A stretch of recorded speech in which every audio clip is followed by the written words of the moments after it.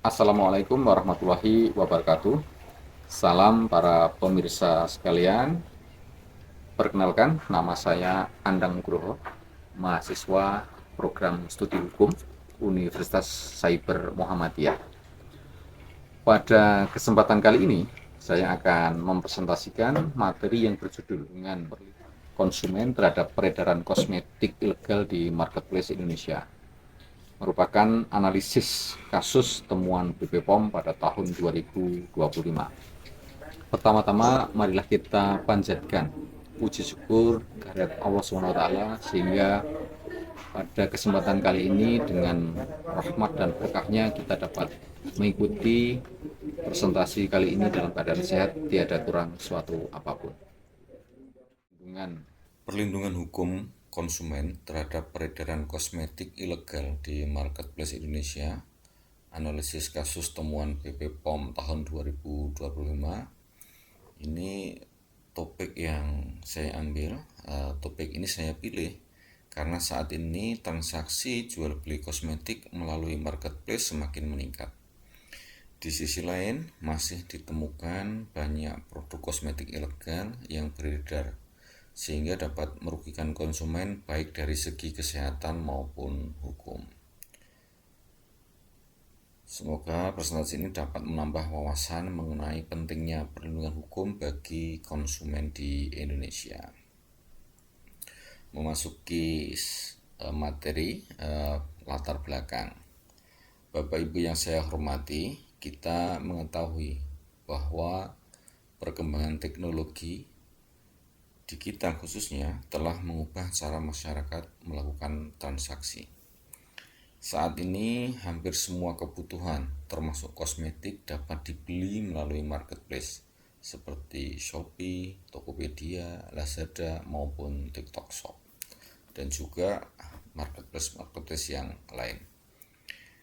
Kemudahan tersebut tentu memberikan banyak keuntungan. Namun di balik kemudahan tersebut terdapat risiko yang cukup besar.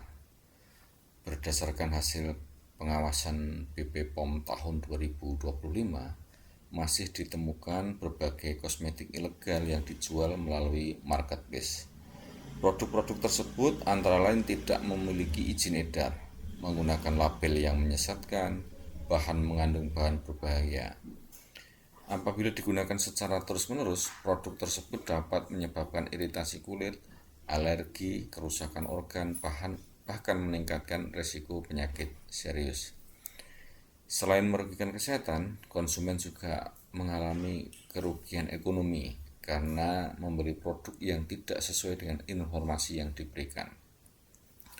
Oleh karena itu, negara harus memberikan perlindungan hukum kepada konsumen melalui berbagai peraturan perundang-undangan. Slide yang selanjutnya berkaitan dengan tujuan presentasi. Tujuan presentasi ini ada 4. Yang pertama, menjelaskan dasar hukum perlindungan konsumen di Indonesia. Yang kedua, menganalisis kasus temuan BP POM tahun 2025 mengenai kosmetik ilegal yang dijual melalui marketplace. Yang ketiga, ini menjelaskan bagaimana hukum diterapkan terhadap pelaku usaha yang melakukan pelanggaran. Kemudian yang keempat, ini memberikan rekomendasi agar perlindungan konsumen di Indonesia dapat berjalan lebih efektif. Selanjutnya berkenaan dengan dasar hukum. Dalam membahas kasus ini terdapat beberapa dasar hukum yang digunakan. Yang pertama adalah Undang-Undang Nomor 8 Tahun 1999 tentang Perlindungan Konsumen. Undang-undang ini menjadi landasan utama dalam memberikan perlindungan kepada konsumen. Di dalamnya diatur mengenai hak konsumen, kewajiban pelaku usaha, larangan bagi pelaku usaha, hingga sanksi apabila terjadi pelanggaran. Kemudian dasar hukum kedua adalah Undang-Undang Nomor 17 Tahun 2023 tentang Kesehatan. Undang-undang ini mengatur bahwa setiap produk kesehatan yang diedarkan kepada masyarakat harus memenuhi standar keamanan mutu dan manfaat. Ketiga adalah Peraturan Pemerintah Nomor 80 Tahun 2019 tentang perdagangan melalui sistem elektronik. Peraturan ini mengatur tanggung jawab pelaku usaha yang melakukan perdagangan secara elektronik atau melalui marketplace.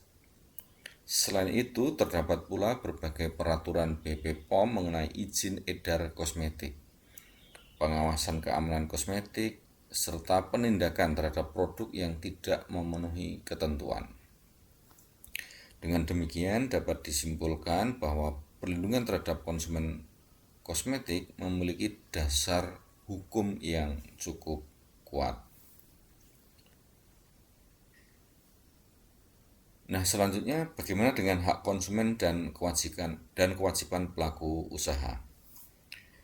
Hak konsumen dan kewajiban pelaku usaha menurut pasal 4 Undang-Undang Perlindungan Konsumen, setiap konsumen memiliki beberapa hak. Di antaranya adalah hak memperoleh keamanan dalam menggunakan produk, hak memperoleh informasi yang benar, jelas, dan jujur, serta hak memperoleh ganti rugi apabila mengalami kerugian akibat penggunaan suatu barang. Sementara itu, pasal 7 mengatur kewajiban pelaku usaha. Pelaku usaha wajib beritikat baik dalam menjalankan usahanya. Pelaku usaha juga wajib menjamin mutu barang yang dijual, serta memberikan kompensasi apabila barang yang diperdagangkan menimbulkan kerugian bagi konsumen. Dalam kasus kosmetik ilegal, hak-hak konsumen tersebut jelas telah dilanggar. Selanjutnya tentang kasus BPOM tahun 2025. Jadi pada tahun 2025, BPOM melakukan pengawasan terhadap berbagai marketplace di Indonesia. Dari hasil pengawasan tersebut ditemukan masih banyak kosmetik ilegal yang diperjualbelikan secara bebas. Temuan tersebut meliputi produk tanpa izin edar, produk dengan label yang menyesatkan, produk impor ilegal, serta produk yang mengandung bahan berbahaya yang tidak memenuhi standar keamanan. Kondisi ini menunjukkan bahwa masih terdapat pelaku usaha yang lebih mengutamakan keuntungan dibandingkan keselamatan konsumen. Akibatnya, masyarakat berpotensi mengalami gangguan kesehatan sekaligus mengalami kerugian ekonomi. Kasus ini menjadi bukti bahwa pengawasan terhadap perdagangan digital masih perlu ditingkatkan.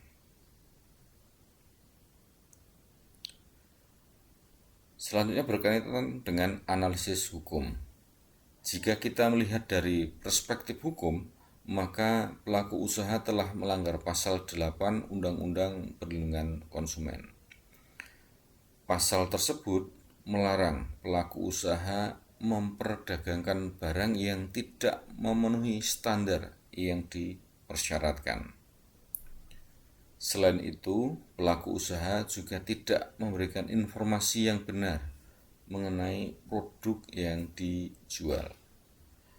Apabila pelanggaran tersebut terbukti, maka berdasarkan pasal 62 Undang-Undang Perlindungan Konsumen, pelaku usaha dapat dikenai sanksi pidana berupa pidana penjara paling lama 5 tahun atau denda paling banyak 2 miliar rupiah.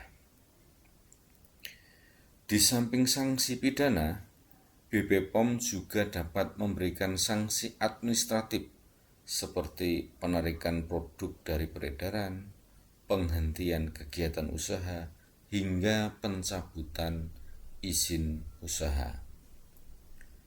Dengan demikian, hukum Indonesia sebenarnya telah menyediakan mekanisme perlindungan yang cukup lengkap. Permasalahan utamanya terletak pada efektivitas pengawasan dan penegakan hukum.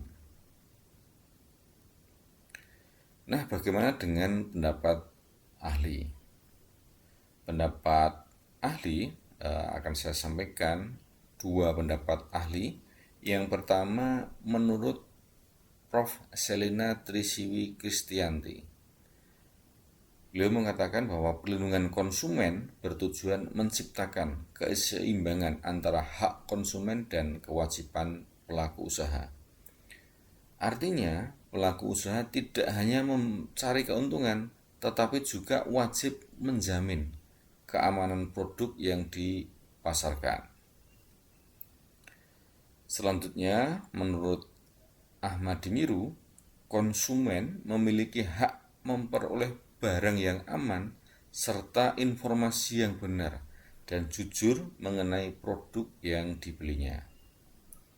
Nah, untuk pendapat yang kedua ini memperkuat bahwa perlindungan konsumen merupakan bagian penting dalam mewujudkan perdagangan yang adil dan bertanggung jawab.